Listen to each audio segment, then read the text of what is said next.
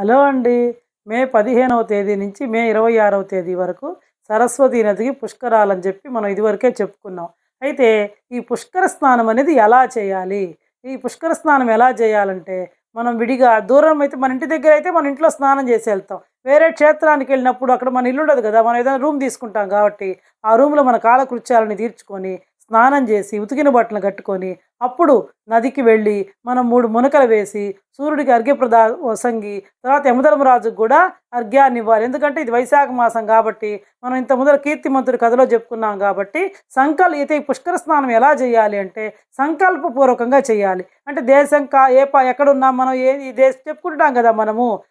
విశ్వావసనామ సంవత్సరం అట్లా సంకల్పం చెప్పుకోవాలి. ఒకవేళ మీకు సంకల్పం చెప్పుకోవడం గనక రాకపోతే, అక్కడే బ్రాహ్మణోత్తములు ఉంటారు గాబట్టి, వాళ్ళ చేత సంకల్పం జెప్పించుకొని స్నానం జేయొచ్చు. అంతేగాని నదుల్ని మాత్రం కలుషితం చేయొద్దు. నదుల్లో వస్త్రాలు వదలడము, లేదా అంటే అక్కడే పళ్ళు తోముకోవడం అలాంటి పనులు మాత్రం ఎట్టి పరిస్థితుల్లో గూడా చేయొద్దు. నదుల్ని కలుషితం చేయకుండా ఉండాలి. ఇది మనందరి యొక్క సామాజిక బాధ్యత.